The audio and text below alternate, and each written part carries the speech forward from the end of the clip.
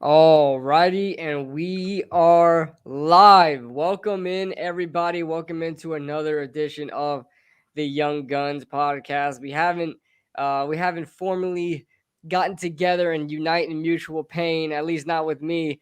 Uh, when it comes to this Dallas game.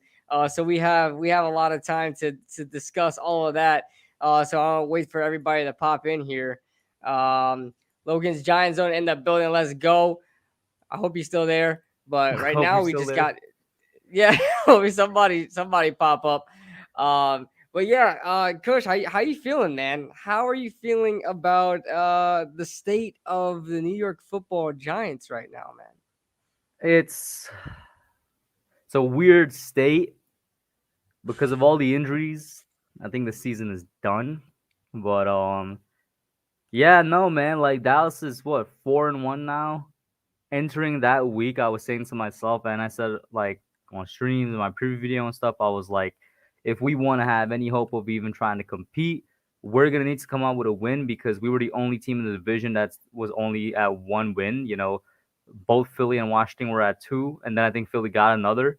And obviously Dallas was at three. I was like, if we end up being, a loser this week, it's beyond clipped. Like you can make all the excuses you want with 0-3, saying, oh, it's the new 0-2 because it's a 17 game season or whatever. But 0 basically 1-4 now, right? Yeah, 1-4 is like Yep. damn near impossible to come back from. Plus all the injuries that happened. Yeah, and we'll get into everything, guys. Trust me, we got a lot of time to talk about everything about what's going on in the past couple of weeks with this team. But I want to quickly shout out Joe Yado. He hasn't been in the building in a while, as far as my Been a streams go. minute. Appreciate you coming by, Joe. Kyle Cruz in the building. I believe that's our Texans fan in the building, right? Marjorie Simmons, hey guys, and TVN Sports, what's going on? Hey, Um, Marjorie. hey Marjorie, what's going on? Um, but yeah, 1-4 right now, bottom of the NFC East. The Washington football team 2 wins. Philadelphia just got their second win with Carolina against Carolina, and then the Cowboys got their third. They're running away with this division as I expect. If they were going to be good, they're going to run away with this division.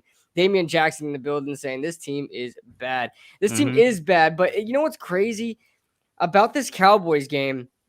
I'm upset. I'm upset towards the future, but as far as the game in specific, I'm not even that mad. You know why? Because our guys got knocked the hell out. It's like, what could we have done at that point? You know what I'm saying? I'm not even worried about us losing the game. Like I'm not even mad about that, dude. I'm just worried that we lost our players. You know, like Daniel Jones looks like he might even play this weekend. Probably ill advised, I don't want but him to. looks like he might play. Yeah, I I don't want. want I him saw. to I saw. I either. saw the report today that said he's progressing well.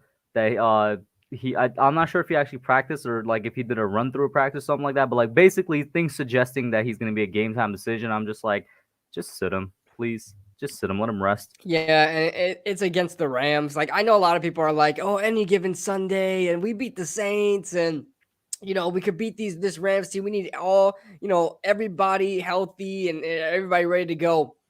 Listen, I know we almost beat the Saints last year. I think the score was 17-9. We were very close in that game The until it Rams. was Cooper Cup. Yeah, the Rams. Did I say Saints? The Yeah. Rams. We almost beat the Rams. It was a Cooper Cup like freaking dump off that led to a touchdown that really put the game out of reach. But at this point of the season, guys, I don't see us winning. I mean, the Rams are killing it right now. I mean, Matt Stafford's an MVP candidate. The Rams are looking like a Super Bowl contender. They've only lost to the Cardinals, who the Cardinals are 5-0 right now. I mean, this Rams team is ridiculous, and I know a lot of people want Daniel Jones to play, and it's like, got to be tough and gritty, but it's literally tough and gritty that got him hurt. And, I don't want him to re aggravate the concussion. I don't want him to have that lingering headache that's going to make him throw, interception, and make mistakes. You know what I'm talking about? I don't want it to get inside his head. No pun intended with the whole, concussion thing. But, yeah, it's a dangerous game when you're playing with concussions, man. I know when they say, when you're cleared, you're cleared, but, you know, a lot of things go into it too. Is it, we don't know if it's going to be re-aggravated. You don't know if it's lingering, like a lingering headaches. I don't know why my phone is vibrating so much. Hey, Um, yo. What that mean? yeah. In the hotline bling, bro. Sunday in the buildings, and hey, Kush and KB, what's going on? Hey, And y'all, Asia. what's going Shout out to on? Asia. For some Asia, reason, what's up, Asia? when YouTube highlights a member comment on the YouTube chat, it doesn't pop up in the StreamYard chat.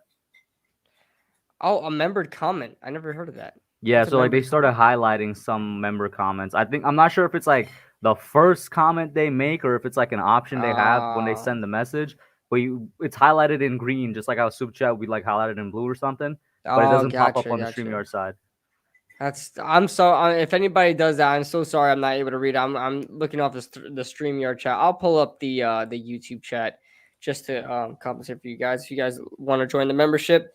Um, but yeah, I don't want to put Daniel Jones in jeopardy of missing even more time because I mean, at this point, we're just trying to see if he is the real. I mean, I think he's the real deal.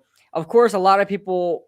It takes unlimited amount of games for Daniel Jones to prove that he's the real deal. I just wanted to go out there and prove that he's as good as a company like PFF is saying. PFF, listen, I'm a Daniel Jones apologist. Okay, I love me some Daniel Jones. We've been defending him for Hmm. years, ever since his rookie year. Never in a million years that would I have thought, or do I even think that Daniel Jones is the top 6 quarterback in this league right now. And PFF has him graded as a top 6 quarterback in this league. Now, obviously, the stats don't really show it. He has 4 touchdowns, 1 interception. I think he was, before being knocked out of that game, he was like top 15 in passing yards right now. So that's, upper half of the league, which is good. He was definitely on pace to get into the top 10 range as far as passing yards goes. But he's been having a really good year. But top 6, man. Like I want him to keep progressing because if this team gets torn down, Dave Gettleman, Joe Judge, and all, I want Daniel Jones to be our franchise guy. I don't want us to have to look for another quarterback.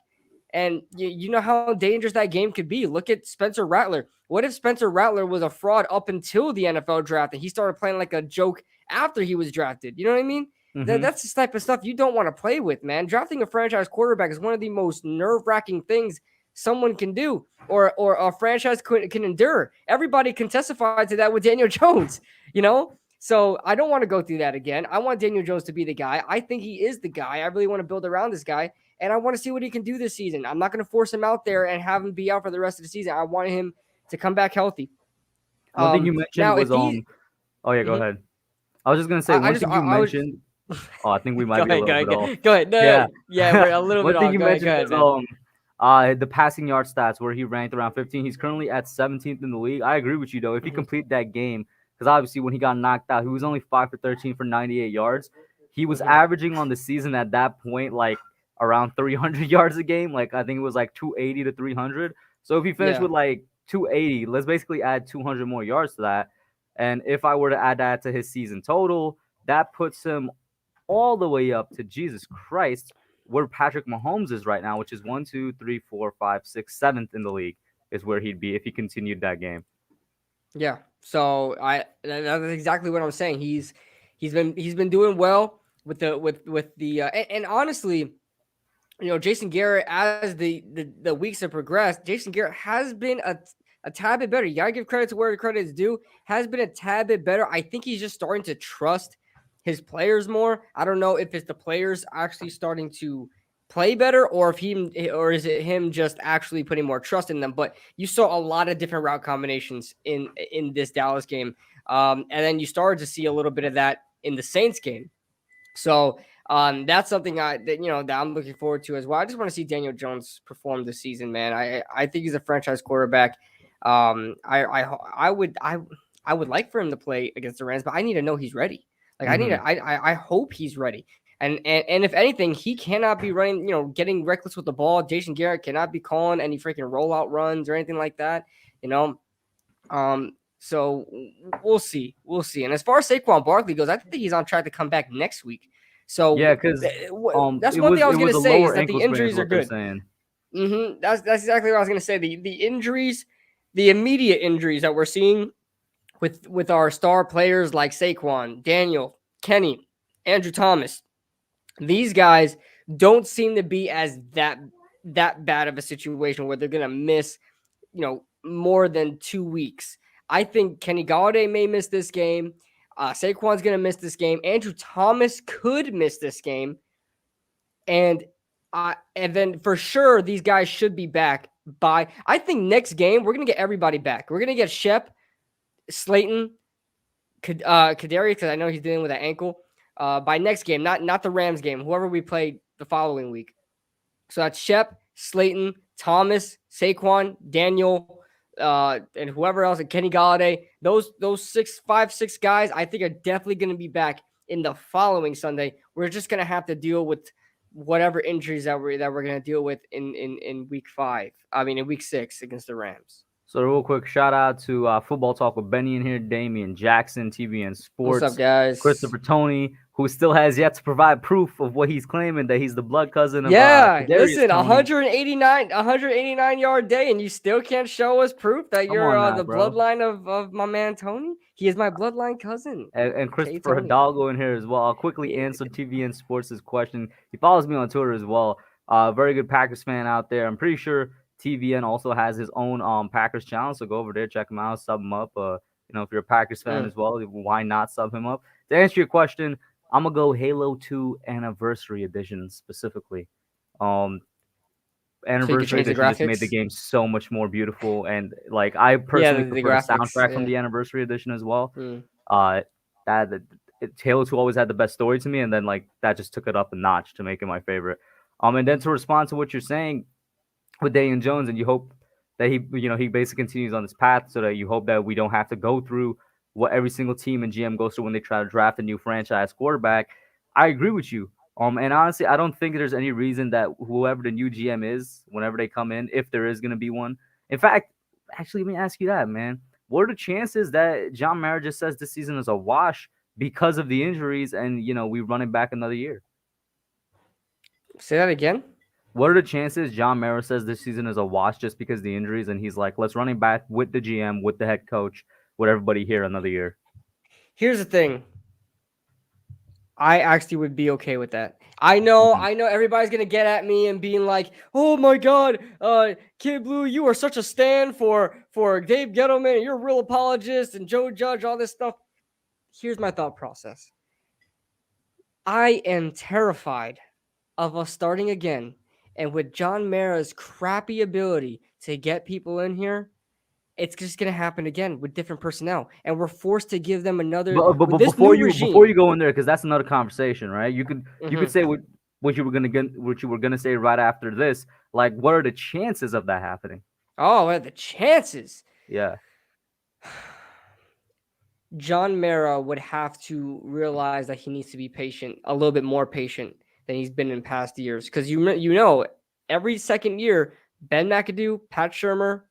Well, Ben McAdoo, Pat Shurmur, he's waited 2 years for something to happen. After 2 years, nothing happened. He fired him.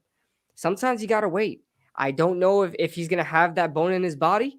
But as far as the chances go, I'm going to say, based off a record, not likely. Not likely at all. That even Dave Gettleman is going to remain, because at the same time, you could count all the injuries. You can count coaching, whatever the case is, but you got to look at the end of the day, you got to look at the product on the field. I mean, nobody really gets that kind of mulligan with, hey, these guys were injured all the time. I mean, I don't see any other teams really throw that in there. You just got to adapt. You got to adapt. You got to have the depth to next man up mentality. That stuff is prominent in the football world. Next man up. They really don't care about whose name is on the roster. Next man up. You got to perform. You got to execute. You got to keep butts in those stands and win games. So, I as far as to answer your question, as far as the chances go, I'm going to say not likely, unless he just changes his ways and decides to have. So then, I mean, I agree with what you're saying. Unless he says, I still need to be more patient. But then, does that mean that you think this team needs another year, or like, what do you think? Where are we right now? I think we have. Here's the thing. This is the most confusing thing about the New York Giants. I think we have the team. I think we have a roster that can compete in the NFC East. I seriously think that. You look at most of these NFL teams, regardless of if you think that these teams are going to make the playoffs or not, this New York Giants roster definitely ranks in the upper half of the NFL, in my opinion. As far as what you're looking at it on paper, they're not performing like it. And that's the most confusing thing. It's like we have the guys. This is our time to win the NFC East. The Cowboys are pretty much the only team to compete with. Why can't we do that? You know what I'm saying? You know, so I think we could use another year with the guys that we have, because the thing is, what I'm scared of primarily is when you restart with a franchise, they're going to get mulligans. Mm-hmm. If you restart a franchise, if you get rid of Daniel Jones, if you get not even Daniel Jones, I think he stays either way. If you get rid of Dave Gettleman, you get rid of Joe Judge.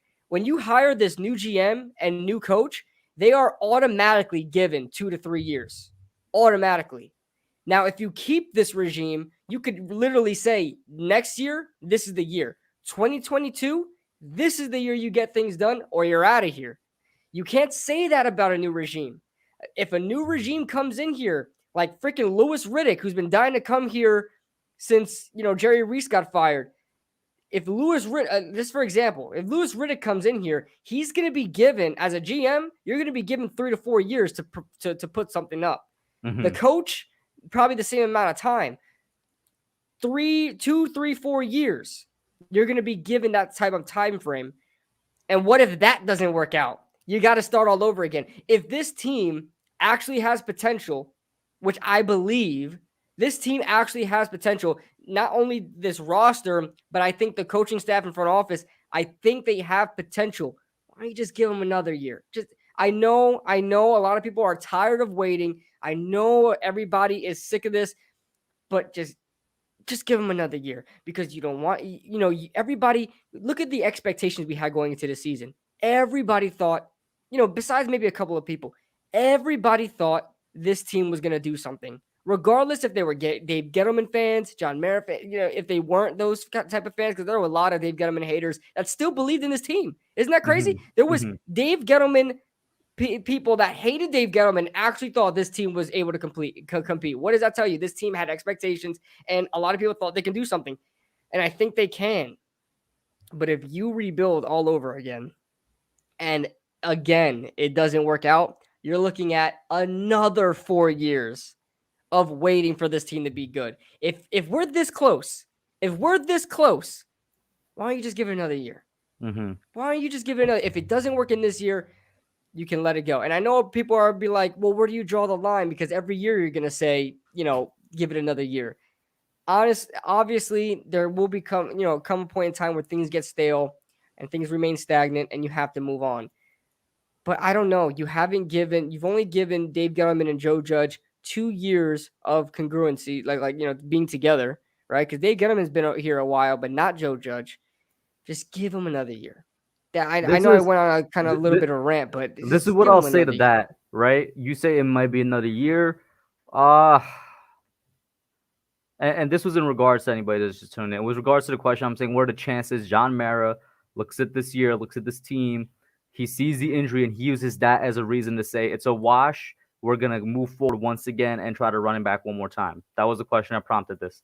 And your reasoning was that if he says we need one more year, he's going to do that, which you said you found highly unlikely. My thing on it is that is just like what we've been saying all the time. It's not just that it's the Joe Judge regime, but it's just how long we've been waiting for a good year. It's been 5 since 2016, and I know. before 2016, another 5 before that. So it's like we've been waiting for a long time, and this squad, right? This general team that we have has been built over the last 3 to 4 years, right? In fact, if we go through the 2018 draft class, let's look at who's still here. So let's look at the Pat Shermer regime of draft class and see who's still here. Saquon, Will, and Lorenzo. That's it. And Lorenzo is probably going to be gone. Let's keep it real. This man, I put out a video, a rant today talking about people on the team that look like they're just there to collect checks. Lorenzo looked like a check collector to me, man.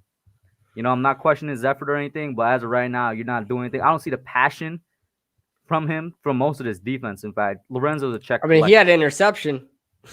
he did have that great play, right? But of that 2018 draft class, 3 guys are here, and it's probably going to be down to 2 next year.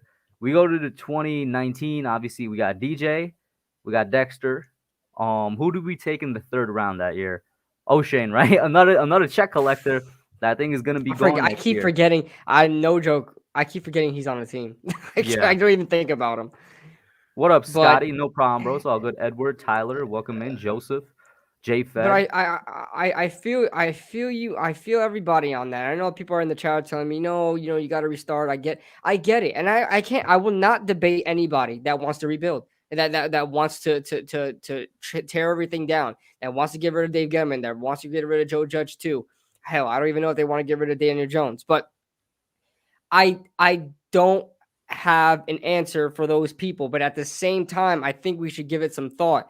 I'm not a guy that is attached to front office guys or whatever, especially if they haven't been performing. Obviously, you guys know I love Dave Gettleman, and I really thought all of his drafts were good at the time. Forget about hindsight, because that's one thing Giants fans do. Well, just NFL fans of each team, but Giants fans, obviously, I think more specifically, we're too focused on hindsight, because I remember all of the drafts Dave Gettleman has, and they were so different from Jerry Reese drafts, where Jerry Reese drafts, we would go in out of that third day like, what the hell did this team just do?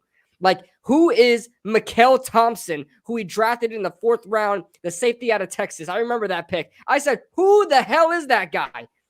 And then you got guys like freaking Mel Kiper saying Mikael Thompson was a guy I had as undrafted. That's the type of stuff that Jerry Reese would do. Okay. If you look at Dave Gettleman, forget about hindsight. The end of those drafts, by the end of day 3, what are we all saying? Holy crap, the Giants just won that draft. I think for 2 drafts now, the Giants, the Giants were like up there as far as all the talks of winning that draft. Forget about hindsight. Dave Gettleman did a solid job drafting. For some reason, it's the execution that's not happening. And Dave I agree with you. Gettleman's That's on the job, coaches. We're talking about right? coaches now. When it comes to Mm-hmm. using talent, use them to their full potential and put them in the right spot, which I completely agree with. I've been saying since week 1. I think most of the problems on this team stems from coaching rather than the talent itself. But the point still remains, right? As a GM, when do you say, all right, man, you've had enough time? You know what I'm saying? And this has come from a guy that's a Dave Gettleman supporter as well. Right, and I agree with that. Honestly, if I'm being honest with you, this year is his time. This year is his time. But if I'm gonna I want to take a leap of faith. I really believe in this team. I love Joe Judge. I love Dave Gettleman. They have not been together for more than 2 years. That's the issue. And that's the mistake that John Mara made. But it's a mistake we've got to deal with. So if they do fire one of those guys, they got to fire everybody. Okay. That's one thing I will say. I'll be okay with that if they fire everybody. But if they go down the same rabbit hole and they keep Joe Judge and get rid of Dave Gettleman and get ready for another 4 obviously, years of that's the misery. worst case scenario, in my opinion. Right. That would be the worst case that is scenario. the worst case. But honestly, I would be compliant with us keeping them for another year. And that's not to say that if they have next year an 8-9 season or 7-10 season next year, that I'm going to say we'll give them another year. No, their time is already up. Well, Dave Gettleman's time, but it'll be Joe Judge's too. Their time is already up this year. This is where you could draw the line. But if you want to take a leap of faith and you really believe in this team, I think you give them another year. And I know a lot of people are saying we're not this close. I think we are, guys. We are this close. It's a matter of, like, listen, we have the pieces. That's another point. That's another point where I want to like respectively disagree with you, because I think we have a good core, but that's it. Like, past the core players, right? And let's go down the list here. I think we got a quarterback. I'm wearing his jersey right now, but I don't know about Saquon. Just because I'm not, whatever label you want to put on him, injury prone, unlucky, I don't care. He's just unavailable. That's the label I'm going to put on him, right? And I know he's out for 1 to 2 weeks. We'll see how he comes back. We'll see mentally how he is, if he's going to be back in that stage of recovery where he's like, I still don't fully trust my body. Whatever the case is, we'll see. And at the end of the season, we'll judge. pun intended. Because one thing I hope is that we make all these decisions at the end of the season, right?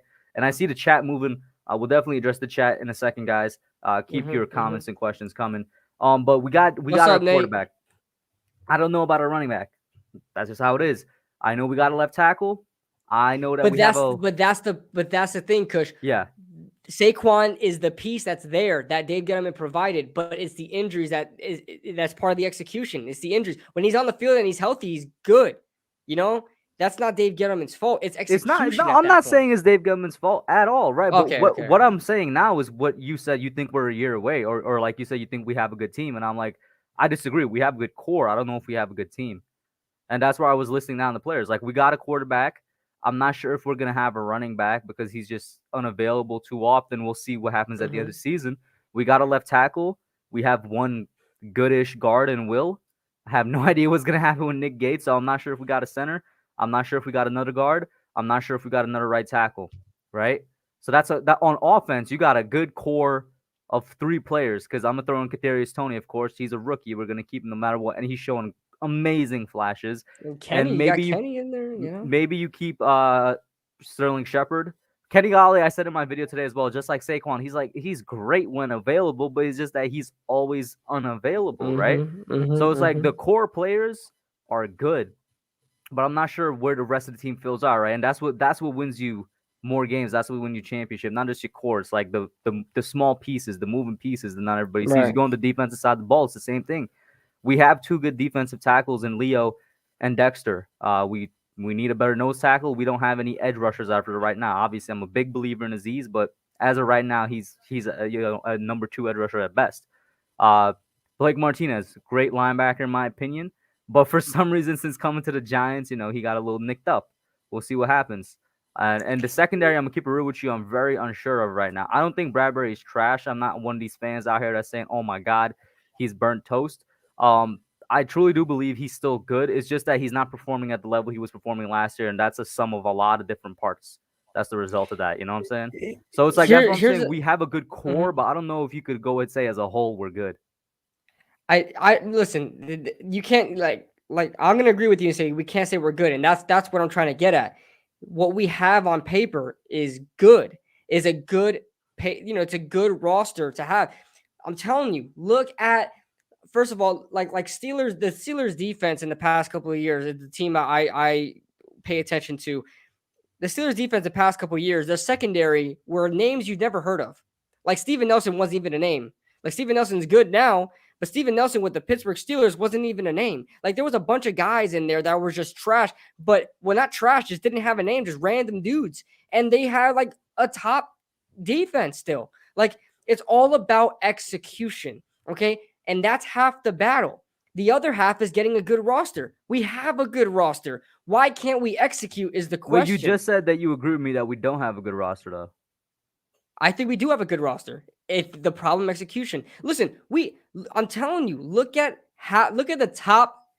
Look at the top 10 teams in the NFL. Your favorite top 10 teams in the NFL right now. There are holes everywhere on every team.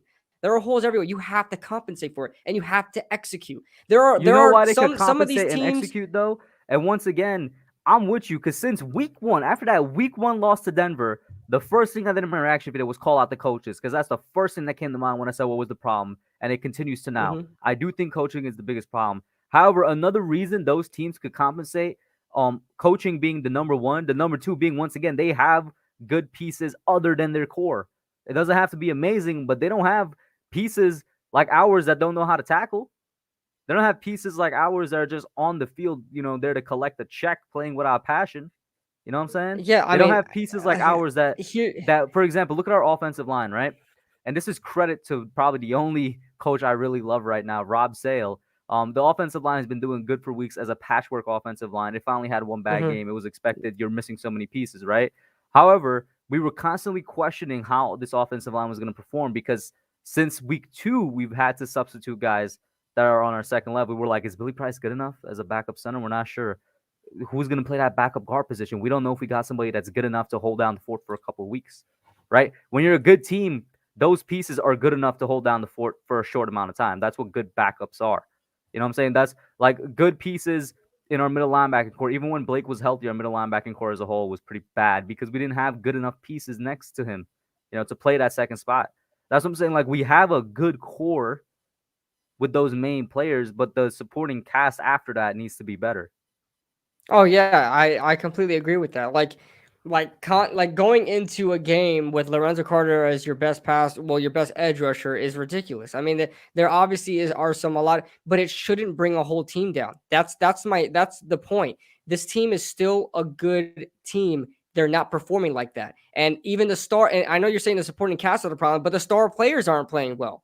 Like Oh yeah, Okay, 100%. Yeah. a secondary with James Bradbury, Adoree Jackson, Jabril Peppers, Xavier McKinney, and Logan Ryan should be an absolute lockdown secondary, and they're knife through butter. They're I melted agree with butter. you. And I mean, part of that has to do that's all going they back are. to the pass rush. A lot of that has to do with the fact that we have zero pass rush Oh, for compared to sure, last year. for sure, for sure. And it all plays off of each other still, but it's like you look at this team and it's like some NFL fans would want their team to have the roster that we have, and we're just not executing. We're not executing. I mean, look at the Seattle Seahawks for years has had a defense that was bad. Like, but after Legion of Boom was gone, their defense is like a joke. But they're still winning games because they execute. They execute. Okay, like I know they have Russell Wilson, who's a freaking about to be a Hall of Famer quarterback, but that's besides the point. They bring up wide receivers from out of nowhere. David Moore, who the hell is that guy catching a 50-yard bomb? You know what I'm saying? Like that's what good teams do, and that's all from coaching. That's my biggest issue with this team is coaching. But as far as like the players go, I think this roster is good enough with a good coaching staff. They can do something with a roster like this. You know what I'm saying? So, That's why well, I I wanted have to a give it question. one more year. I do have a question I want to ask you based off of that. But first, shout out to AJ Nix, Johnny Munoz, Blue Wave, Logan Abrar, Duran Osman, Levance, Nikki Sav.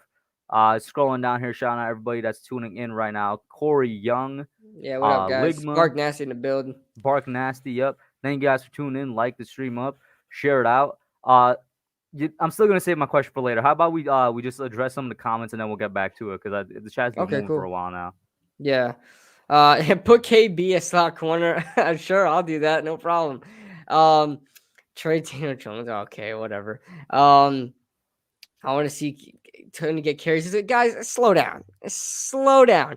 I can maybe by carries you mean like rushes, like I like those tosses or whatever. I'm not putting Kadrius Toney at running back. Yeah, That's you're just not not putting him happening. in the eye. You know what I'm saying? Yeah, I'm not putting that running back. Anyway, let's see. Maybe it's a blessing that the regression will allow the Giants to re-sign their guys cheaper. I don't want to You know resign where the that comes guys that are in? not performing. But also, you know where that comes into, Durant? That comes in if they want to come back. For example, Right. right? Like, let's say Saquon, if he wants to be a Giant, he's taking a sub $10 million contract. He's taking somewhere around 7 mil, as crazy as that sounds. Right? Who? Saquon. I'm just saying, if Saquon. he Oh yeah. wants to be a Giant, I'm getting an example of a guy. He's not even underperforming because of himself. He's underperforming because of injuries. That there's not really much you could do about that. But I'm using him just an example, right? If he wants to come back, he'll sign a cheaper deal. That also plays into it. Do players want to come back? How bad do they I know want to this stick with this team? sounds. I know this sounds. Oh, by the way, Kadarius Toney just got named PFS Offensive Player of the Week. Not even Yeah. Offensive Rookie, Offensive Player of the Week. Nice. Mm-hmm. Okay. This gonna sound so blasphemous to to my previous comments for the past couple years. I'm ready to move on from Saquon Barkley. Not because I don't like Saquon Barkley. I always wanted when we drafted him, I was so happy. I was like, Dave Gettleman's gonna be great. This is gonna be a legacy, a freaking franchise we're gonna remember. All that stuff. When I loved Saquon Barkley.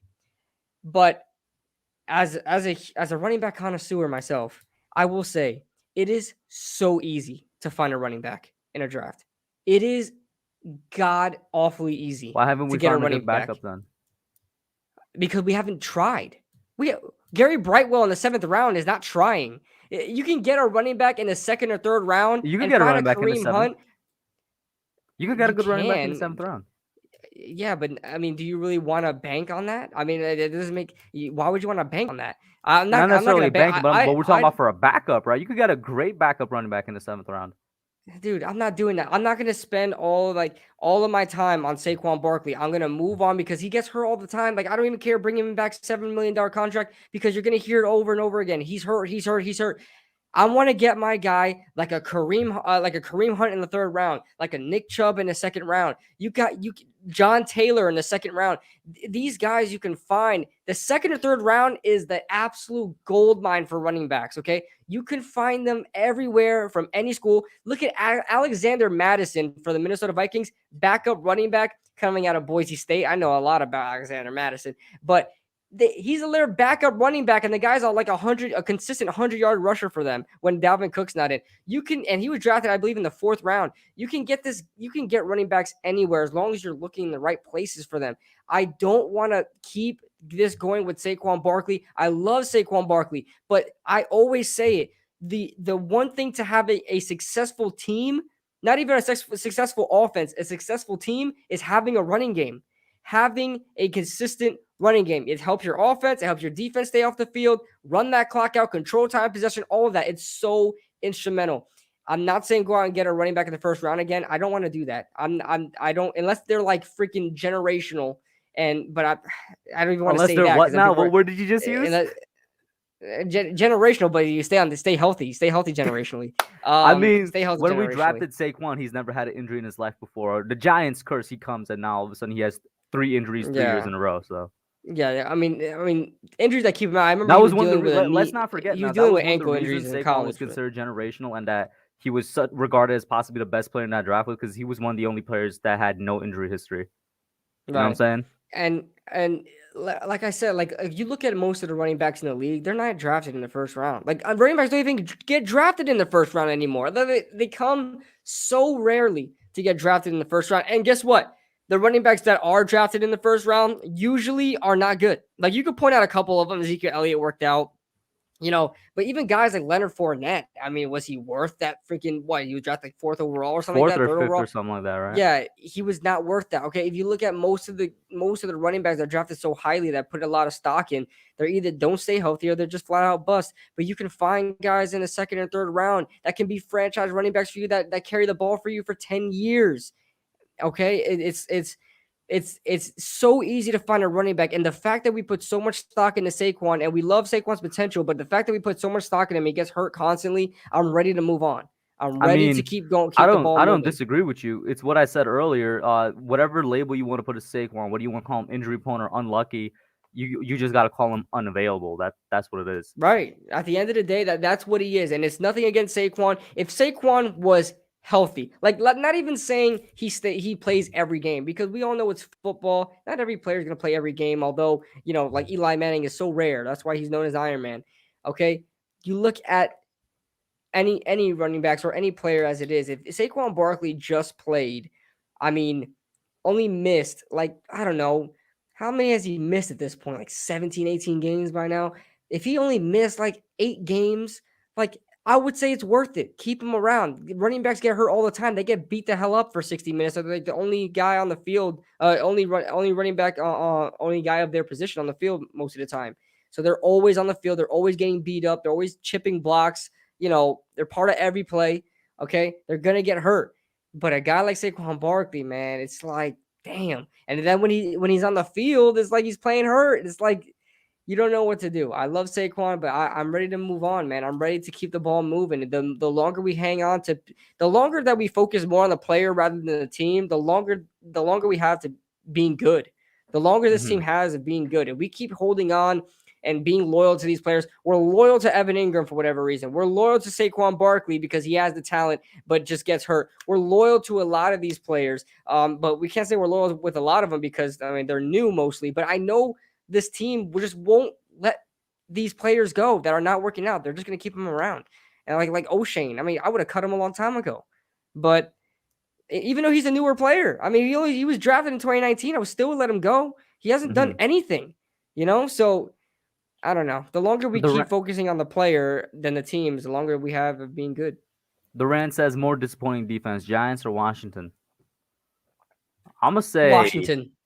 Washington. Yeah, they were like Washington. statistically they were number one in almost everything last year. So like they came crashing Dude, down harder than we did. Dude, they were like known as like everybody was saying they're gonna be the best defense in the NFL. Like the best defense in the NFL. They're giving up 30 points a game, dude. Like we're Hmm. giving up less points than them. Like I don't know, that 44-point game is kind of may have put it over the edge as Oh, far as it's that definitely goes. gonna put us over the edge, man. 44, Yeah. yeah. Yeah, but they're giving up 30 points a game, guys. And like they're a literal like they can't stop anything. Chase Young just got his first sack.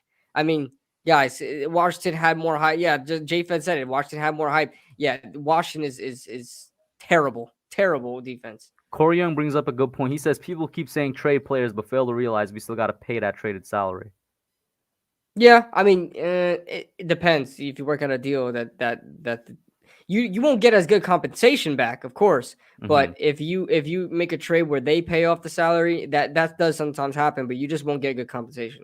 Yeah. But Lucas says Barkley on books next season for only 7 million. Nobody will trade anything for him at the moment. because they know he's due for a contract. They know he's due for a contract.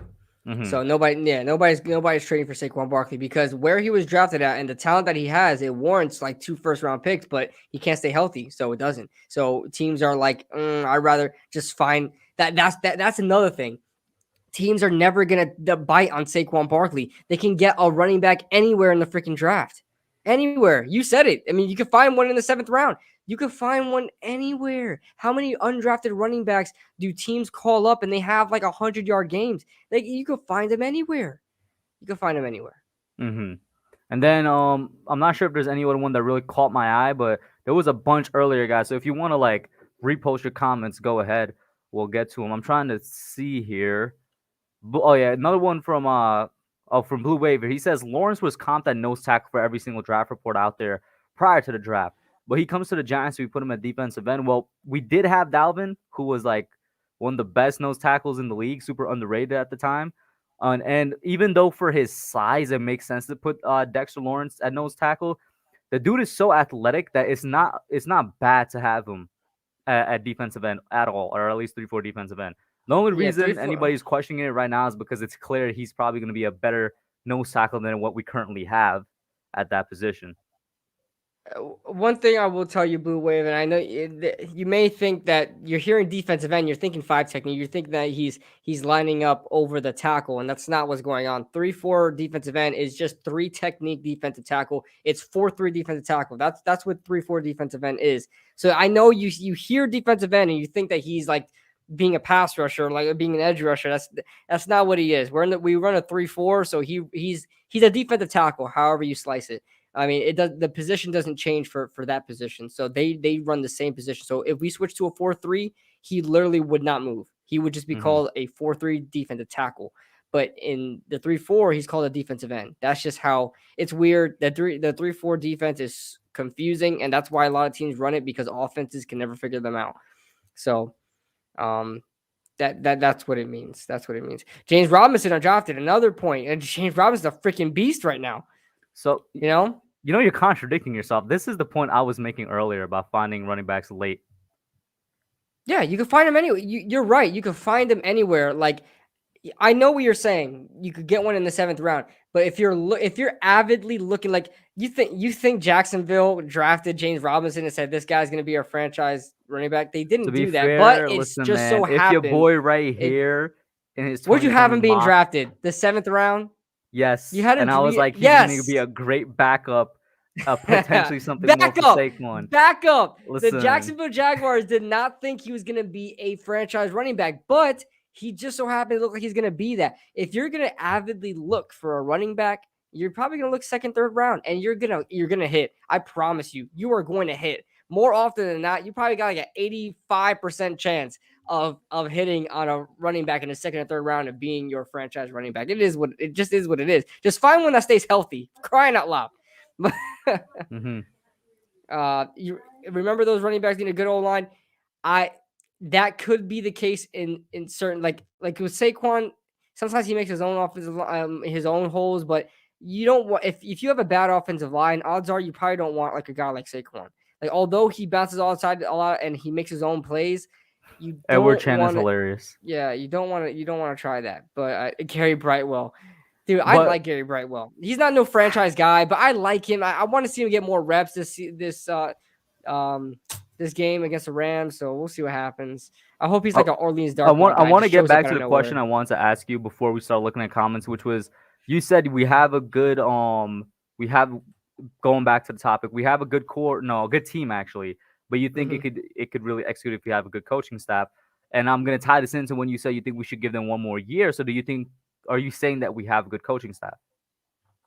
That's the predicament I'm in. That's why I keep going back and forth with should we get rid of the coaching staff and just rebrand, or do we give them another year to get their head out their asses and realize that they have a good team ahead of in front of them and execute? You know, because execution to me, like I said, we said this a couple of times. Every time we see the Giants just lay an egg, um, in a game, I always say this: you have players that were on this team last year who were absolutely balling out for us. And then we brung in players who are no scrubs. We brought in players who are no scrubs with their former teams, who are great players on their former teams. We bring them all together and now they suck. That now they all suck. That there's no way all of those players suck. There's no way James Bradbury and the entire secondary is absolute dog water now. There's no way. It's Mm-hmm. because of coaching. It's because of coaching. That's the problem. And so I think we have a really good team here. It's like, do I have faith in this coaching staff? Can I believe that they're going to pull their head out their asses? I don't know. But I'm willing to give it one more shot because here's the thing. You get rid of the coaching staff, you're gonna get rid of the whole team. Like that's what I want to happen. You know, if we get rid of the coaching staff and the front office and everybody, we just rebrand from the front office and the coaching staff. I want to rebrand the team. I want to get a new team. You know, I want to start fresh. But I still think this team has potential. I would give it one more year. One more year doesn't hit, freaking get everybody out there. Get everybody out of there. So Boise State constantly produces hungry yet late draft talent. Look at the Cowboys. The Cowboys draft Boise State guys every year, and that pisses me off because I'm a Boise State fan, and all of them go to Dallas. Freaking Kellen Moore is now their offensive coordinator. He's like a legendary Boise State quarterback. Cedric Wilson, their fourth wide receiver, was like the Boise State number one wide receiver. Darian Thompson, who we drafted, went to Dallas. Demarcus Lawrence is a Boise State guy, went to Dallas. Everybody goes to freaking Dallas, man, from Boise State. But yeah. Duran, I partially agree with you because I think that's our biggest need. He says just draft O lineman and edge in the first and build on that. I think this team needs one more draft. The reason I say I partially agree with you is because I think that's what we need talent wise. Going back to what we've been saying this entire time, talent is there. I think we could get a way better, we could improve upon the core. I mean to say, we could improve upon our offensive line by getting a great tackle in the first round and getting a great edge rusher in the also in the first round because we got 2 first-round picks, and that's what this draft is strong in early on right now. Looking at it, we could really fulfill those 2 needs right there in the first round, and we could build on our core. And then for the rest of the draft, improve those supporting pieces I've been talking about. Get a second middle linebacker, get another inside offensive lineman. Get your running back. At that point though, I'd probably be taking a running back in like the third or fourth because I would prioritize the other guys first. I'd go Mm-hmm. I go tackle. I'd go edge. That's your 2 first-round picks. I'd go guard. That's your second-round pick, and then I go linebacker. That's third. So yeah, you're looking at running back probably like fourth round or something like that. But so I agree with you talent-wise, yes. But then it comes back to what KB is saying. I'm not sure if the coaching staff is the one. And you know what? Maybe I am too quick to give up on this coaching staff. I can admit that if I'm wrong down the line. But as of right now, it's not looking good. I kind of don't have much faith in them right now. Like as far as defensively and like offense is still working their way to try to earn our trust because they never really had it.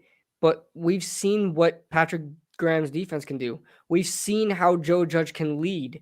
Okay, this year they're just not doing that for whatever reason. But it's not like we haven't seen them do it. That tells you what they have potential that they could get back to that. Will they ever? I don't know, but I'll be willing to give them another year to make sure that if they're frauds or not. Because right, if they're giving me 1 year of production and 1 year of no production, that's 50-50 right there.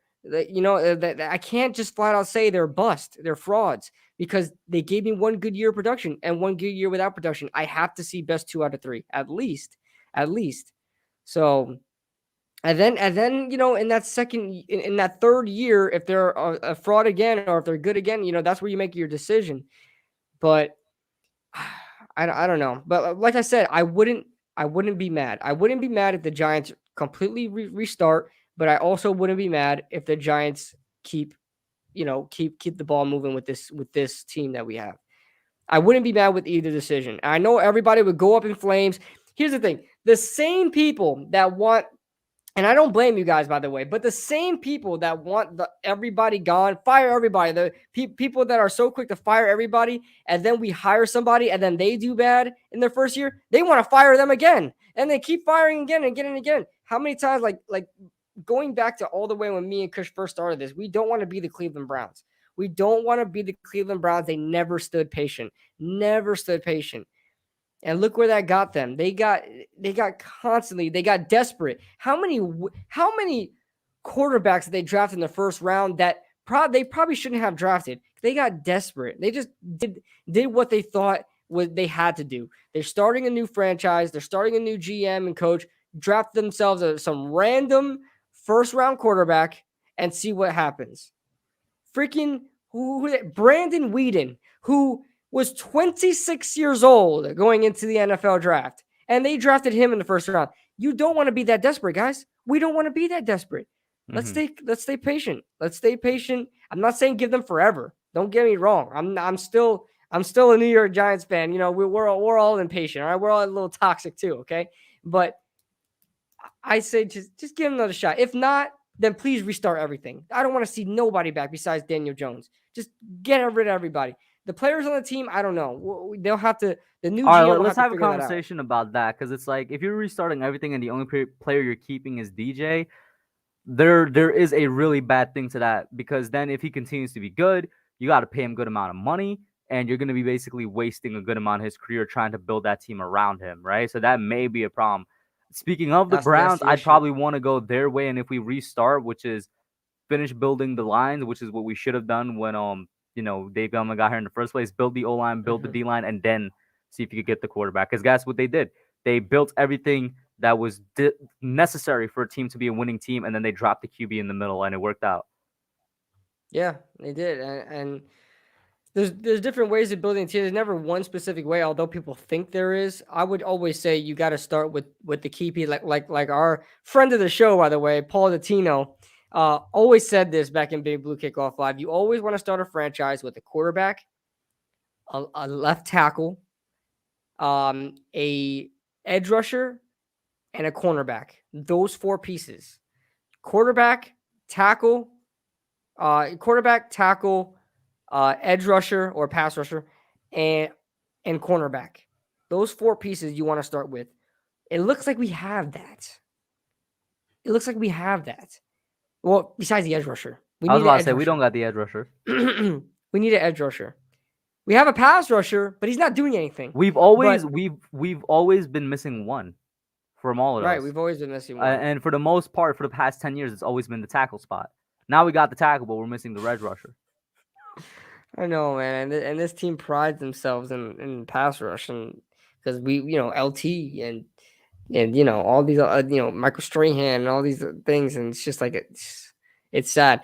But like, I don't want to keep saying this because every year we always say the same thing. Think about what this team would be if we drafted this player and this player and this player. But just think about if we drafted Kayvon Thibodeau, and then we use our other first round pick to get a tackle for the right side. Maybe Matt Pear's supposedly doing well right now, but still, we get those more key pieces in there. I mean, how much better would this team look? I think a lot. I think if we got a freaking edge rusher, it would be a lot better, But it is what it is. I'm not saying get rid of the whole entire team and keep DJ, because that's just impossible. You can't get rid of 52 guys. But there's a lot of guys that you say you're just collecting checks. Get rid of them. Mm-hmm. Get rid of. First of all, the good thing with this team is that there are a lot of players on their rookie contracts that are expiring. Don't bring them back. Don't bring it back. And we also do have the big contracts we have, even though it's short term. We're 100% stuck with them for the next year. which is Right. fine because once Right. again, you know what, they were short term, so it's better than what we were under And Jerry yeah, Reese. and that's a good thing that we are only paying these guys no more than 4 years. I mean, who has the longest contract with the team right now? Kenny. Kenny has There four has to be years, only, yeah, I was about to say there's only one player on the team that has a 4-year contract, and it's Galladay. and it's Galladay, and we can eat that. Okay, we'll eat it as long as we get every other player here on short term contracts. If we get rid of them as fast as we can, if they don't perform, I'll be all right. I'll be all right. Nate asks, I guess is asking a question here. Do Wait, you before we slash get to Hub name think one, Okay, good. because there was a couple people in here that I want to. They were saying the same thing, not necessarily over and over again, but expressing the same idea. Duran being one of them, and Bark Nasty. So Duran says the coaching staff called that play that got DJ concussed. Should have ran it a straight, 3 straight times. Obviously talking about the coaching staff and bad mistakes we've made here. Giants Being Sports saying Judge is saying that the first 4 games is an extension of the preseason is the dumbest thing I've heard from a Giants coach. Obviously referring to this season. What do you think about that? Wait, did he say that this season? Because I could have sworn he said that last season. Well, we'll have to see. I'll Because have to see. Joe just did say that, but I remember him saying that last season because we did not have a preseason. That's Yeah. why, and it was his first year. I don't think he said that this season, but I could be wrong. Bark But Nasty says, keep 100, everybody. We got lied to and played. It feels like it right now. Ligma saying blowing up. And then Nikki saying, not sure if tackle is the way to go. If Pert can build off last week, I would attack inside O lineman and edge in the first round. Linderbaum out of Iowa, absolutely, Aiden Hutchinson out of absolutely. Michigan, first rounder guys to look at. I agree with you, but it all depends on that big if that you said. If Pert can build off what he's shown this week. Yeah, and I think he can't listen, guys. Listen, all aboard the Matt Parrott train. I don't know what happened. It took one good game for Matt Parrott for the entire Twitterverse to blow up and say hashtag Matt Parrott should start and Talking Giants. I told Talking Giants, welcome aboard, welcome aboard. It feels like a lot of new faces here. Okay, but I've been saying Matt Parrott should have. I'm not saying he was good. But I thought he had the potential to be good, but you have to give him playing time. How the hell is this guy supposed to adapt if you don't and develop if you don't give him any playing time? Let him play. He's gonna show you he's good. Okay, and I believed in him since day one. Nobody can say I hadn't. I haven't. I want him to start since day one, even if he wasn't ready, because I believed in his development. But all aboard the Matt Parrott train. I'm happy to see a lot of people saying that he should start now. And absolutely, if Matt Parrott, listen, that would be one burden Big off of if. our shoulders. If we can, a big if, yes, I agree with that. Although I love Matt Parrott, I still don't. I'm not sure yet. But by the end of the season, if Andrew Thomas and Matt Parrott are playing consistently, man, is that a huge relief. Man, is that a huge relief off our shoulders that we have our tackle spots filled up and ready to go. We just need to worry about that interior. Obviously, Will Hernandez won't be back. He doesn't get a 5th-year option because he's a second-round pick, so he'll be gone. All right. Unless, once Which is again, right? What I'm saying is, if unless he we wants to repay stay him. here, Yeah. guess what? He could stay here on a cheap contract. Like players that Right. legitimately want to stay with a team, they will take less to stay. But we have Right. no idea if Right. there's So, anybody like that right now. and then Christopher saying, I'm curious to see Isaiah Wilson. Though I am curious to see that. Maybe they try him out at guard because he is a bigger tackle. He's big. All right, he's not the most agile guy out there, so they can try him at guard to see how that works. But I'm not going to sit here and just put stock in him. But we And need then to be yeah, we could talk patient with about a third round Nate's project. question. Oh yeah, I'll go back to that. Duran says we need to be patient, and that's the thing, Duran. I mean, although we need to be patient, there is a point in time where like I get last year he was coming in every once in a while to see how he does, but he gave no reason to stay on the bench. Like he showed nothing but potential. Although he wasn't perfect last year, he gave no reason for him to stay on the bench. He should have been out there day one of this year to develop and get better. But let me go back to Nate's question here. He says, "Do you or Hub think the NFL is evolving towards being dominated by speed?" Absolutely, man. I don't even need to answer the rest of that. But he said, "I don't really think so. Why?" And I'd like to hope now, but part of me is scared of everything being governed by 40s. I don't think so No, either. So I want to here's hear the your thing. Here's the thing. explanation.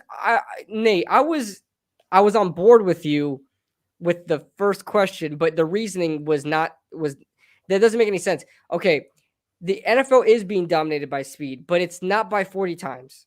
It's by game speed. Look at the quarterbacks coming out now. That's one example. that nobody can dispute. Quarterbacks are just faster now. Of course, you get your quarterbacks every once in a while that, Dwayne Haskins, who doesn't run. Quarterbacks are running now. Majority of them are running now. Like, they're starting, like, look at all the top quarterbacks in the league. Doesn't even matter, like Josh Allen, he's not fast, but he runs. You know what I mean? Josh Allen, Lamar Jackson, Patrick Mahomes, these guys are running now. Okay. Look at Kadrius Toney. Gadget players like him were just nothing players. Like, they're a guy like Tavon Austin back in the day was just a guy that just, caught the ball on a screen pass every once in a while. He was on a bench the most of the time. Guys, gadget players are starting to get more of a role. Deontay Harris, Kadarius Toney, Tyreek Hill. The game is definitely being dominated by speed now. This is where I'm gonna guys are getting disagree faster. Look at because edge rushers. Edge rushers are that's exactly where I Mhm. disagree. Because speed rushers are not, they're not as big as everybody wants to make them seem. A couple years ago, for example, when we drafted dude. Lorenzo Carter, Miles Garrett is not a You're speed talking rusher. no, not talking about speed rusher. I'm getting they're getting faster. Like, Yeah, they're getting faster, but they no, dominate on I'm their not talking about power. speed. Yeah, but Miles Garrett is fat. Like, he's fast. Like, he's He not is like fast. you go back to like Michael Strahan. Michael Strahan was all power. Like, he was the prototypical pass rusher back then. Like, straight 4-3, strong guy. Nowadays, what are NFL's defenses switching to? The 3-4 defense. Why? Because the 3-4 defenses require faster edge rushers, and that's all that all these edge rushers Let's are look at the fast best guys edge now. rushers in the NFL. Tell me how many of them are speed rushers. It doesn't matter if they're speed rushers. I'm talking about in general But that we're they're talking about being fast. dominated by speed. They dominate with their power. They dominate with their power and their technique. Joey Bosa, technique and power. He's not speed. I see. I don't know where you're going with this, because you Where I don't was have to going with is that necessarily. I They disagree don't that the necessarily NFL just is need to being. be all speed.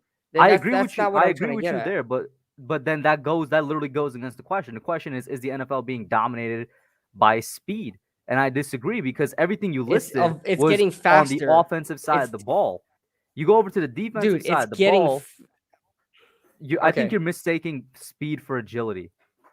There's a No, difference not at between the all. two. Not at all. Not at all. Linebackers are catching up to freaking wide receivers now. Like, that's what they do. Look at Deion Jones, Devin White. All these guys are Where are freaking they animals. dominating with though? That's the question. Speed. The game is so much faster now, man. This The game game is is so much faster, faster now. but I don't know. I disagree with the question. I do not They think the are NFL is dominated stronger. by Look, speed. they are stronger, and they're not necessarily called speed rushers or speed linebackers, but your power rusher now is 10 times faster than power rushers back then. You get what I'm saying? Yeah, I understand that, but we're talking about what they dominate with. That was the question. What do they dominate with? They No, don't dominate with their speed. he's not saying what they're dominated with. Is it dominated Is by it speed? dominated It's like, by? Yeah. So what does that imply? It implies are they dominated because of their quickness? Wait, what is the word? Is I fastness don't the word? I don't Is think it dominated anybody by their speed? Basically, that's I don't literally what think it says. anybody's on the field just based on their 40s, if that's what you guys are trying to get at. Look at John Ross. I mean, he was given a shot because of his 40. Is he like a freaking guy that's always on the field now? I mean, no. I don't think the NFL is. You're right. The NFL is not being dominated by speed. Like teams are just paying attention to 40 times. But if you're trying to get at with, is it faster? Is it a lot faster? Every single position you look at is fat. Freaking Tristan Wirfs run a 4.8. I mean, I mean, I agree with it you because is. every single position is faster, stronger, more agile. It's every single athletic trait you could list more. Just because that's Yeah. the more and more athletes that come out, there's So, but better I don't know what's generations. the Yeah. point of then I don't know what's the point of the question. Like, I don't know what's the point of the question. If you don't think it's being dominated by speed and it's been the same NFL for years, then what's the point of asking the question? You get what I'm saying? Are you asking me or are you asking Nate? I'm asking Bo. I'm asking Nate. I'm like, well, Nate, I'm not what's the one that what asked the it? question, so you can't say both. Okay, he said I got to get onto this to talk about the easier because we're not on the same wavelength here. Neither you are understanding the question. I was saying it's dominated by I don't think it's Trenches dominated ruled because by I think power, skill yeah, positions that's what I was dominated by saying, speed, man. Power and technique. athleticism. I get that, but like I said, I think we're not talking about this. We're not. I don't think we're on the same page here. Hmm. See, I'm already of the understanding that in the trenches, speed really doesn't have much to do with it. But if we're talking, let's put an example out there that happens every day in the NFL: a running back breaking into the second level and starting to run downfield. More often than more often than the past 15 years, you're seeing defensive ends chase these guys down. Chase Young, chase down Saquon Barkley that everybody freaking put a highlight. That's what these guys are now. Like, they are so much faster. Back then, when you're a running back and you hit the second level, the only guy you had to worry about was a corner coming after you. And ain't no way a corner's tackling a running back half the time. Okay? They're not big enough. But nowadays, you're getting guys like Chase Young chasing you down 40 yards downfield and tackling you. Although you had your exceptions back then, I guarantee everybody's going to throw, well, this guy would play 15 years ago and he chased down running backs. I'm talking about like most edge rushers, most defenders nowadays are chasing down freaking your Darren Sproles and like your fast players, your Deshaun Jacksons. Like, that's what they're doing now. You know what I'm saying? So he says the game has always been dominated by speed and power, but now players are faster and stronger. Chase Young was gonna smoke. Chase Young was gonna get smoked. Reggie White, Bruce Smith, LT always chase down. I knew somebody was gonna do it. I said it before he commented. I knew somebody was gonna mention the outliers and Reggie White was not. Reggie White was a big defensive end. He is not. Is he saying that Chase Young was going to get smoked by these guys? Because that's not true. Maybe LT was fast as hell, but Bruce Smith and Reggie White were big as hell. You also got to think you're also disregarding the fact that running backs back then, as you're saying, are not as fast and agile as running backs now. So it's not out of the question to say that they were chasing these guys down. Wait, what? That helps my point. Running backs weren't as fast back then. But now they're even faster now. No, I'm talking about in regards to Authentic's comment with Reggie White and Bruce Smith chasing down running backs. I find that believable. Okay. Yeah, for sure. They were the stars back then. They were generational talents back then. But nowadays you're seeing freaking NFL busts out there, like freaking chasing down running backs, at least keeping up with them. You know what I'm saying? And Authentic's right. Everyone's stronger and faster now. Yeah, that's what I'm saying. With each generation of athlete that comes out, they're better than the last generation.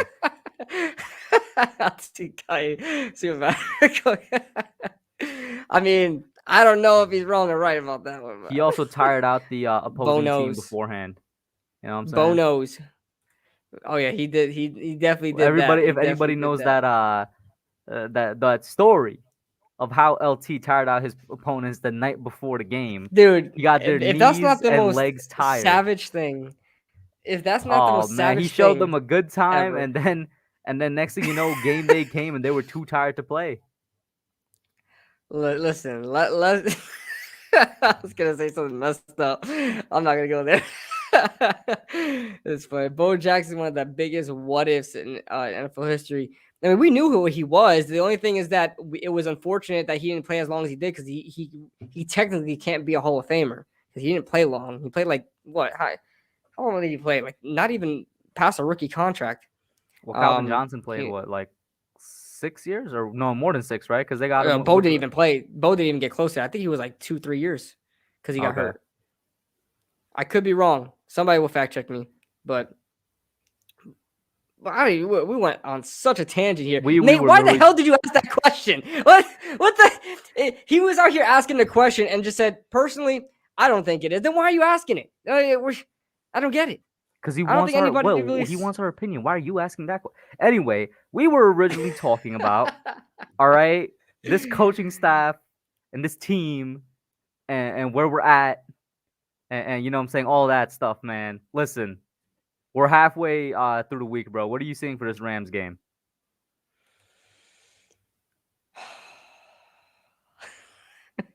I have nothing positive to say. I'll be honest with you. Well, of course, will I be here? Will we be here on Sunday on my channel rooting for this team? Absolutely. I'm probably going to come straight after football practice and go support this team.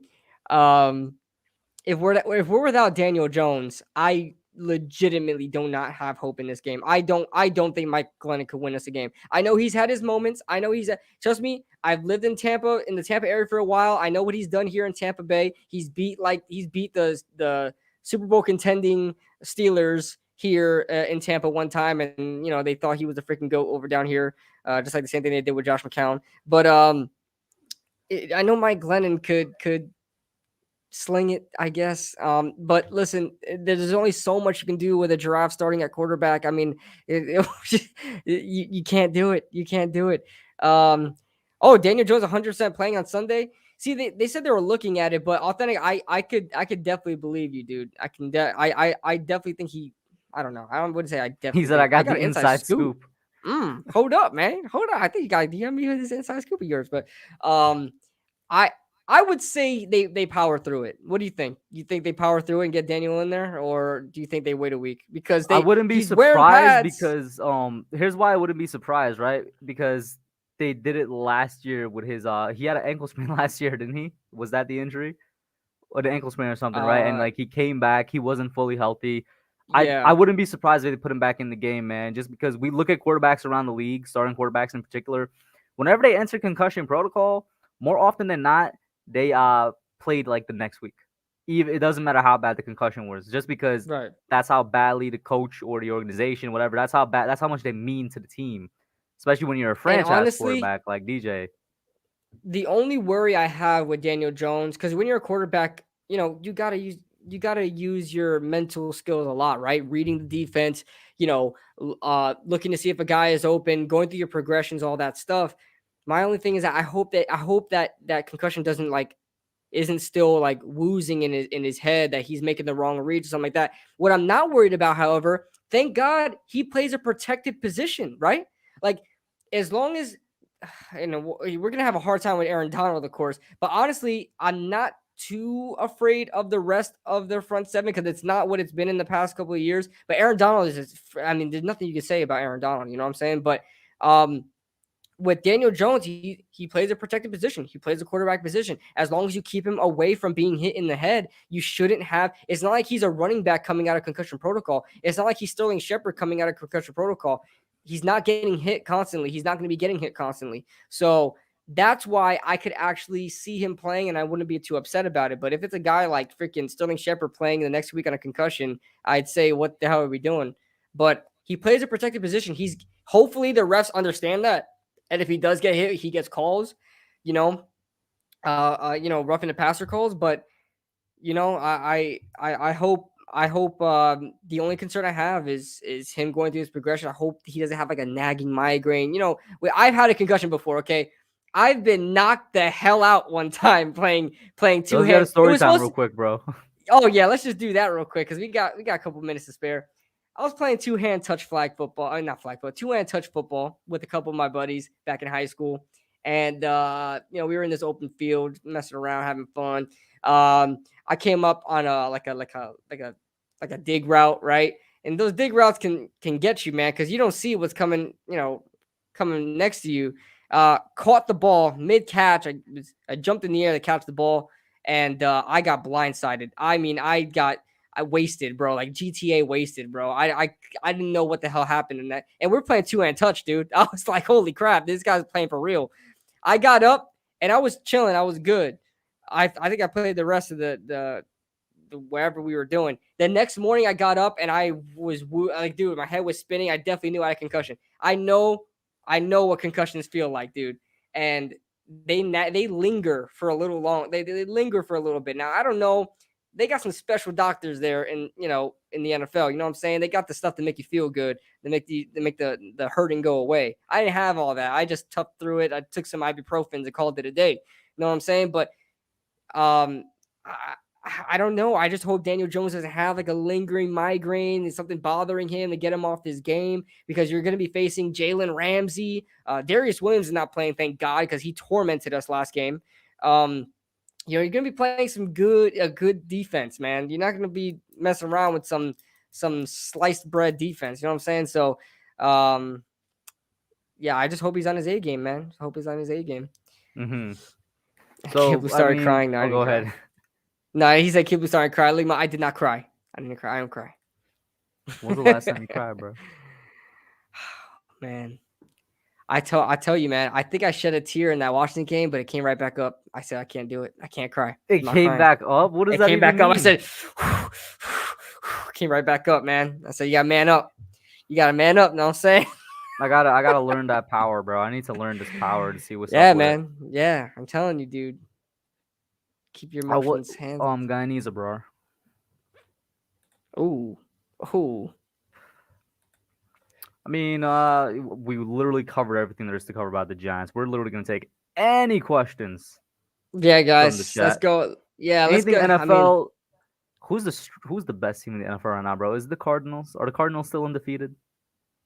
no, the best team in the NFL right now is the Buffalo Bills. The Really? best team in the NFL right now is the Buffalo. They Why do you are say that? unstoppable.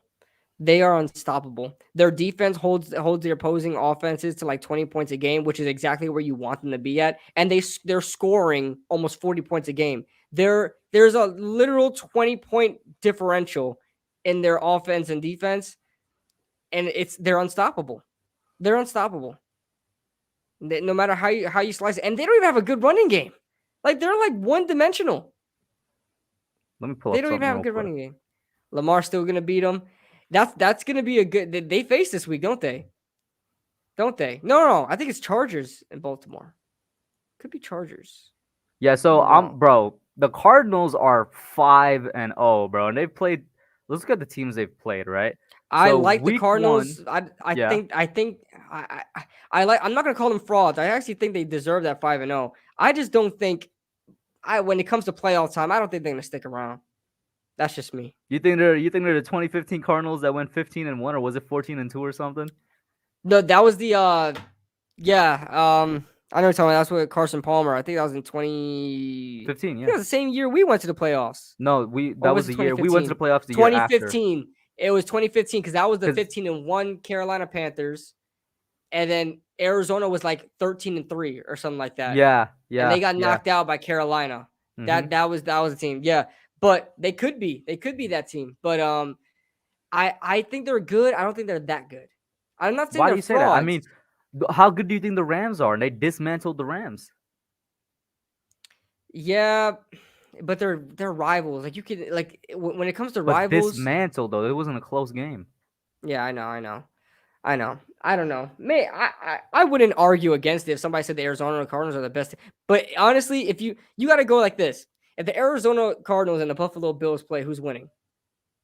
I'd I gotta say the Buffalo I'd Bills. probably go Arizona, to be honest with you. You know why?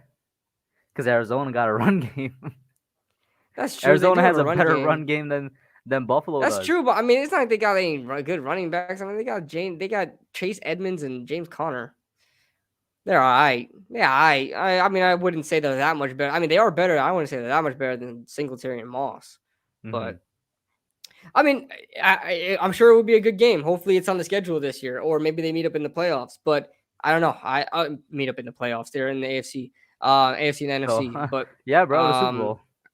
yeah. Oh, yeah, that'd be nice. But hopefully, they're on the schedule this season, regular season. But They are not. I just um, checked. there aren't. Damn, that would have been a good matchup. But I don't know, man. I'm looking at the Buffalo Bills and they're blowing every team out. And it's not like they're having like 42 to 38 games. They're having like 42 to 21 games. Like it's like not even close. They're just steamrolling everybody. Lamar is definitely playing a lot I was better. about to He's say, bro, definitely can we playing a lot let's talk better. about Lamar Jackson for a second, bro? 'Cause you guys know how critical I get about Almost Lamar Jackson. almost every single Monday Night Football game this year has been just an absolute classic after another, bro. There's got to be some type of record. Yeah, and you know it's crazy. Monday Night Football is so garbage. Well, you know their Not this commentator year. who's garbage, but I know. But I gotta watch more Monday Night Football. It's like I work on Mondays, and Mondays are the hardest day of the week in the post office, and so I always come home just dead tired. So I never able to watch Monday Night Football. But I'm always able to see the highlights, and yeah, Lamar had a great comeback, man. Lamar definitely proved the doubters wrong of his stat, like of being like 2-9 when trailing by halftime, um, or something like that, and he definitely proved them wrong. It's like they were down 22-3 and they Hmm. won like 28-25 or something like that in overtime. It's pretty damn dope, man. Pretty dope. Only good team the Bills played is the Chiefs. And the Chiefs don't even look that good. The defense looks Well, yeah, garbage. because their defense is garbage. Yeah, And they then already have DeAndre Baker starting it. I'm just playing. Rob S saying running quarterbacks taking over more and more every year. I mean, They are. I agree with you, but you know how Lamar won that game? This man passed the football, bro. Yeah, like what? I know. He threw for 437 like, passing yards, yeah, yeah. I gotta and give then it he to him, only man. ran I for like I think always, he didn't run for that much. I can yeah. pull it up right now. Their record got broken. Their streak got broken of 100 of a consistent 100-yard games. Mm-hmm. What was it? I think Ravens they're versus who was it? Colts, right? Colts.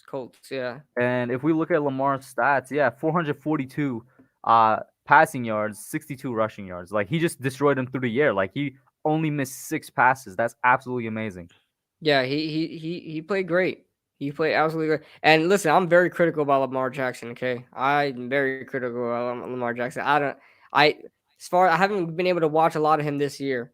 But as far as what I was looking at, I mean, the man wasn't able to throw a football correctly, in my opinion. But he got it. He's getting it done this year. He's getting it done this year. So gotta give it to him. Gotta give it to him. That Ravens team is good.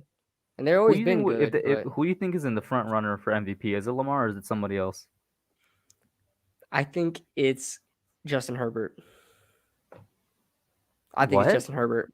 I think Justin Herbert is if you look at that team right now, the Chargers, they're literally barely any different than what they used to be. Justin Herbert came in there and they're like What are you freaking talking legitimate about? Their contenders. offensive line did a complete 180 because they fixed it Yeah, up in the offseason. their offensive line is good. But if you look at their core, like we talk about core pieces all the time, they've had a core pieces there for years, those core pieces.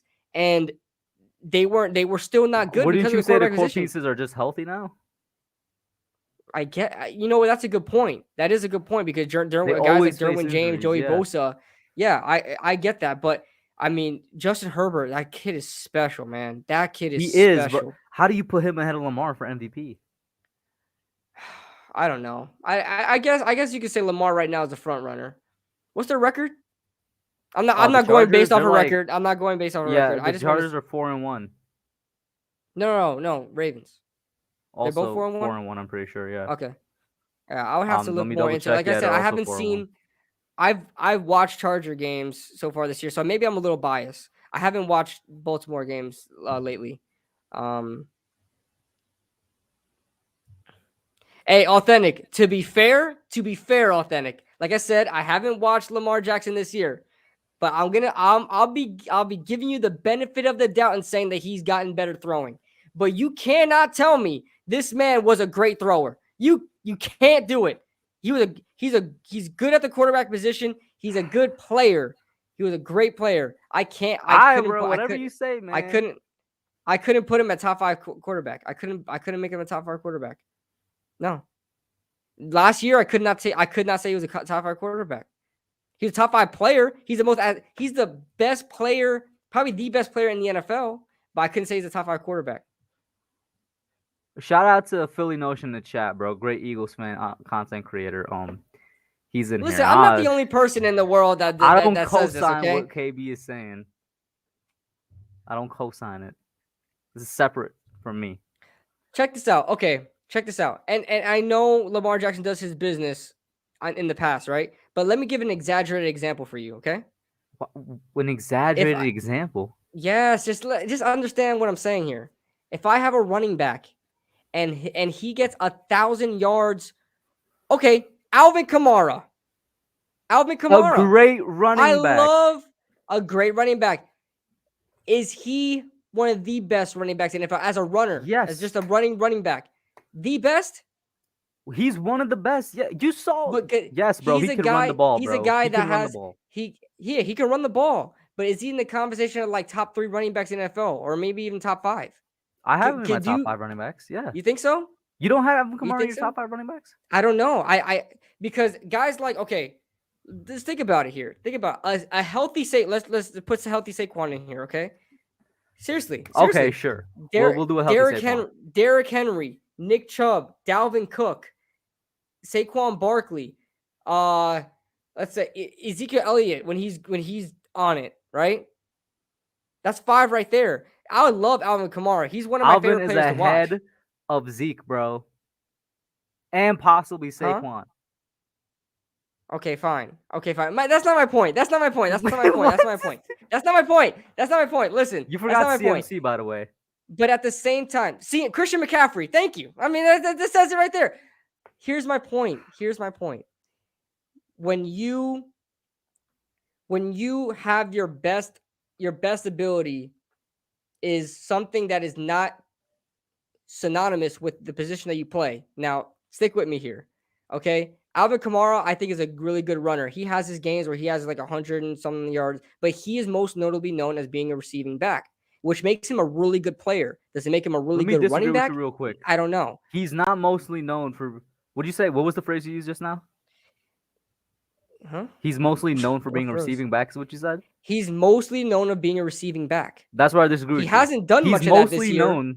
He's mostly known as being a dual threat back, not being a Right. receiving back. Right. There's a difference between a dual threat back and a receiving back. Which makes him a fantastic player. But if I strictly look at him as a running back, I don't know if I can say as a runner. I don't know if I can consider him one of the best in the league. That's the same mindset I have with Lamar Jackson. I think Lamar Jackson, I would take him on if I was a franchise guy, like if I owned a franchise, I would take Lamar Jackson any day because he finds a way to win games. But if I'm looking at it, just let's just state the facts here. If I'm looking at him practice and I'm looking at him throw, just throwing, I don't think he's a fantastic thrower. I don't. He just like here's the thing.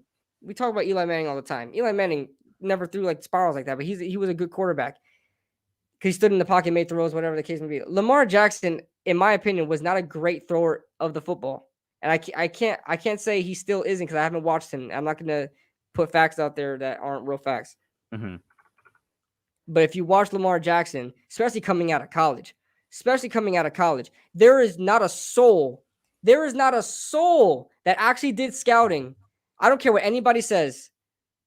No, I haven't been watching Lamar this year, Authentic. I see what you're trying to do here, trying to misconstrue my words. It's not going to work today, okay? I'm about this debating life. Trust me.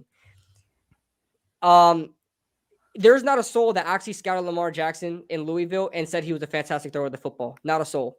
That was We're one of talking his about biggest scouting. We're talking about his rookie year. That's the problem. Yes, no, I'm not talking about his collegiate career. This is not coming from nowhere. It's not coming from nowhere. See, Authentic, he's still talking about this year. I said I'm willing to give you the benefit of the doubt, Authentic. Come on, listen, Authentic. I'm like about this that's what we're debating talking life, about and right you now. are Why are we veering bringing up off old news? Why we bringing up old news? because everybody gets on me about how in the critical I am of past you Lamar said you Jackson. don't It believe does. he's It a comes great from thrower. it. There's a basis from it. It doesn't coming out of Okay. nowhere.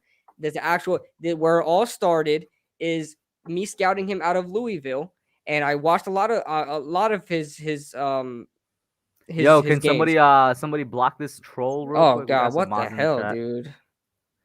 What the hell? Cool. Thank you, Authentic. Sunday. I get that. I said last year and beyond that. I said I'm willing to give you the benefit. I feel like Authentic is not listening to me. That's what I feel like is happening. I said I'm willing to give you the benefit of the doubt because I have not watched him this year and say he is a good thrower. I said he was not a good thrower. Every time I said he was not a good thrower. Coming out of Louisville, he was having the same exact problems. You look at the Los Angeles playoff game where they went in his rookie year, his balls were all over. Okay, that pause. Okay. Whoa! The placement of his balls. The placement of his balls. His what? Why did you pause Just before listen. saying? You see what made it weird? Because you know why? Because I knew you would look at me in a certain way. I knew you would look at me in a certain way. And then you said that came out weird. That's not on me. That's on I knew you were gonna look at me in a certain way, man. I knew it. I knew you'd be like, "Whoa, hold on." The placement of his footballs were just terrible, and it was exactly what I saw in Louisville. Like freaking spit an image. Okay, he would like I don't even know, catapult his throws, right? He would too much of a wind up, causing too much of a trajectory. With his I know this guy's causing too much of a trajectory, and it would cause his football to sail over receivers constantly, never able to hit them in stride. And that's the same thing I saw in the first 2 years of his career. Now, has he been getting better? Absolutely, he's been getting better. But where I come from from Lamar Jackson there's a base in it. Okay, there's a base. He was not a good thrower coming out of college, and anybody that tells me that, you are lying and you never did scouting, because he was not. He was literally drafted because he was good enough to throw. All right, so He to was good clarify, what you're enough to saying, get okay, those okay, let's cut throws. this short. Let's cut this short. To Okay, clarify, answer me right what now. you're Answer me saying right now. is, Do you think can Lamar I, Jackson is a top yo, 3 thrower in the chill, league? chill. Skip Bayless mode. It's my Okay, turn. okay, Skip okay. Bayless. To quote the great, he's not great. He's Okay, actually let me terrible. ask a question that you can ask. Okay, do you think Lamar Jackson is best known for his throwing ability or running ability? Then you can go ahead. All right, so what I was saying is, to clarify and give Authentic a wrench. To clarify, what Oh, you I were got. I'll just do that. saying Authentic. was just to say what you thought previously before this year. Mm-hmm. That's all that was, right? Mm-hmm. Right. All That's all right, it was. cool. Moving on. Getting back to Alvin Kamara, that was some cap, but moving on. He's a dual threat running back. He's not a receiving back. Yeah. No. When you're a receiving back, you're still a running back. I mean, that's the same thing. Dual threat. No, I say he's a receiving back's dual. the You same said damn he's thing. most known for being a receiving back. I disagree. He's most known for being a dual threat back. He's most known for being a pass catcher. The majority of his career, he's had more Nah, passing. bro. He's had more receiving yards than rushing yards. What are you talking about? All right, but what is he known for? He's known for being a dual threat back. He's not known for being a receiving back. I get The that. whole reason I they get passed that, him is because that's a secondary thing I he get. has. Listen, I get that. It hasn't become his whole career. He's had over 1,000 yards receiving and 600 yards rushing. That's like every year. That's what he's totaling. He's not like Christian McCaffrey. Christian McCaffrey has 1,000 Are you yards saying that rushing, he's had 1,000 more yards receiving receiving. yards over his career? Not probably over his career, because he's a running back. Let me look at his stats right now. Because the only time he's had 1,000. there's only He's been had 1,000 once yard in receiving Alvin yards. Kamara's entire career where he's had more receiving yards than rushing yards, and that was his rookie year. Look, where he had 1,000 yards receiving and 600 yards rushing. He's never had 600 yards rushing in a season. How much has he had? His lowest was He has his rookie even. year at Look at him. 728. Okay, so if you look at his career stats, 2017, 728 yards rushing, 800, 796, right? And we look at his receiving. He's had over 1,000 before, right? In what? Rushing In or any receiving? season. Receiving. No. The highest he's had is 826 his rookie year. I just said that. Okay, but that's my okay. So maybe I over exaggerated that a little bit. Okay, but my point is Alvin Kamara is one of the better players in the league. But can I put him as like a top 5 runner in the league? I can't do that. And that's no disrespect. We're gonna to go Alvin on Kamara. He's one forever of my about favorite this because I players. disagree, because he But is a that's great but that's runner the to same. football. You see He is when a he gets the great ball and he runner. runs, this man That's splits the through the point. defense. That's the point, Kush. He's a great runner. Doesn't mean he's one of the best runners. He's a great runner. Anybody could be a great runner, but not the best runner. You know what I'm saying? Would you rather have Dalvin Cook or Now, I Alvin don't know Kamara? what you're I'm taking saying, Dalvin because Cook. not anybody could be a great runner. No. Oh God. No. There's only so many great runners. You're using the word great. Okay, that's the word you're using. Like, what are we talking about here, bro? Great? That means like the 10 best at a position. That's great. Actually, no.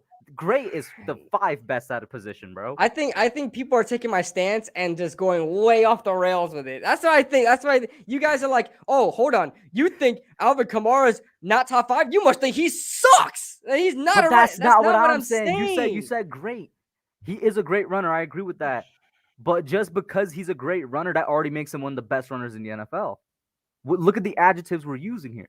Like runner, I'm talking about I get that. But listen, what I'm saying is, when I talk about the running back position as a straight up running back, a guy that is going to run the ball like a workhorse, Alvin Kamara could be put in that conversation. But I'm taking so many more running backs before him when it comes to that, because the running back position is supposed to be just running the ball. It's evolved to these guys catching the ball, because it wasn't like that. It used to be big running backs. They don't catch the ball. They just run that rock, right? It wasn't like that. So the game has evolved. I'm talking about pure. Someone said as a pure runner, he's not. Thank you, Nikki Sav. What do you guys think about the deal? Okay, we'll talk about that later. Maybe I get just bad luck. He's still a good runner, but with near. Also, KB, I agree with you. As a pure runner, he's not top 5. That's what I'm talking about. Okay, maybe that's the better terminology I should have used there. That could have solved this.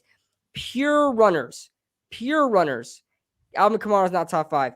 pure passers, Lamar's not top 5. I can understand what you're saying if you could find me 5 pure runners better than him as pure runners. Oh my God, are you kidding me? Go ahead right now. All right, right now I can Derrick Henry, Christian McCaffrey, Dalvin Cook, Nick Chubb. Let's see if let me keep going. Let me keep going. I'm blanking out. I'm gonna find one. You're making me nervous. Is what you're doing. I'm not making you nervous You're at all. making me nervous. Is what you're doing. Listen. Hold on. Better we go by Aaron Jones, right there. That's 5. Who? Aaron Jones. Yes, No. Aaron Jones. Aaron Jones is. Wait, No. are you kidding me? Are you kidding better me? runner than Aaron Jones? I see Zeke. See with Zeke, who is your top 5 to 10? Alvin Kamara is definitely in my 5 to 10, but Alvin Kamara is in my 5 to 10. Kamara over Cook as a pure runner? Get the hell out of here. Easy, Lopez. Yeah, don't mistake. We're talking pure runner now because he wants to change. But his Zeke, yeah, I terminology. think I would put Zeke in there too. I would put Zeke as a tough, pure runner. Zeke is in there too. But now we're talking about bell cow backs, basically, and like, what are we doing? That's what pure runners are. That's what the running back position. You're not getting my point. Okay, the quarterback position is not meant to run. If you could run, that's great. It's not meant to run. Lamar Jackson adds to his game with the run. Doesn't make him a better overall quarterback. Argument here? Do you want to stick to what they're supposed to be, or like, what's your overall argument? No, that's not what I'm saying. I'm talking about as a pure passer because I'm talking about as a quarterback. I would definitely value as a quarterback. I would definitely value your ability to throw more than your ability to run. When I'm scouting you personally, okay then. I would definitely value that's what I need to hear. Your ability to throw. That's what I've been trying to say. All right. And secondly, authentic. I agree with you, and so does KB. I don't think he's arguing running back. He was arguing his pure runner stance because KB's pure a purist runner. Yo, the best RB is so much more than being a pure. Authentic that, yeah, I totally agree with that. But when I'm talking about, because every time I talk about Lamar, everybody's talking about how he's some like he's great quarterback, best quarterback in the league. But when I hear great quarterback, when I hear best quarterback in the league, I'm like, you guys are doing so much of a disservice to the throwing ability of Patrick Mahomes, the throwing ability to Aaron Rodgers. Like, these guys are still elite. The throwing ability of Tom Brady. Okay, but everybody's so focused on numbers about like I don't know, like freaking his running numbers, his running stats and things like that, his ability to get out. That's I get that. And as a player, he's probably better than those guys, right? But I'm talking about as a pure passer. If I'm asking the guy to win me a game throwing the ball, being a quarterback, if the run was stopped, if he's able to be a quarterback and get the ball downfield, what I've seen from him, he hasn't been able to do that. Now, does he eventually do that because his legs are brought into it? Yes, I believe that. But as a pure passer, I don't think he's top 5. And I didn't think he was close last year. Maybe he's close this year, but he was not close. All right, let's wrap this up. Yeah, we went off on a tangent. Every time I talk about Lamar Jackson, people get crazy. And then I have to defend myself. You know, Coach, I got to defend myself. You know what I'm saying? Yes, absolutely. It absolutely does. Lamar Jackson with a top 10 rusher and passer right now. How does that not make him a better quarterback? Because quarterback. Okay, I see. Everybody. I'm not even getting into it. I'm not getting into it. I'm talking about pure passers, dude. I'm talking about pure passers versus like. I can't say someone is a better quarterback because of his running ability. I can't say that. I can't say someone's a better quarterback. Hold up. Fix your terminology before we end. I can't. You were just arguing pure passer, but now you're arguing quarterback. As a quarterback. Oh man, I can't even. Okay. It's so hard for me to formulate this. Okay. Is Lamar Jackson a top 5 quarterback right now? Top 5 quarterback. That's hard because all these young quarterbacks are looking really good. Or let's say top 6, top 7 quarterback. For sure. Absolutely. Okay. Absolutely. But you're saying he's not a top 5 passer? Not even close. All right, then cool. Let's wrap it up. You know what I'm saying? I got to go to sleep. Let's get this thing rolling. All right, let's go. All right, guys. This is it. I'm so sorry, guys. I disagree, though. But go ahead. Let's wrap it up. I'm so sorry, guys. But that being said, we're going to wrap this up. I don't care what anybody says. I haven't watched any film on Lamar Jackson, but his first 3 years as a passer was trash. But that being said, see you guys later. Oh my God. I'm gonna trigger them. I'm gonna trigger them to get on my Twitter. I'm triggered. Later, guys. What?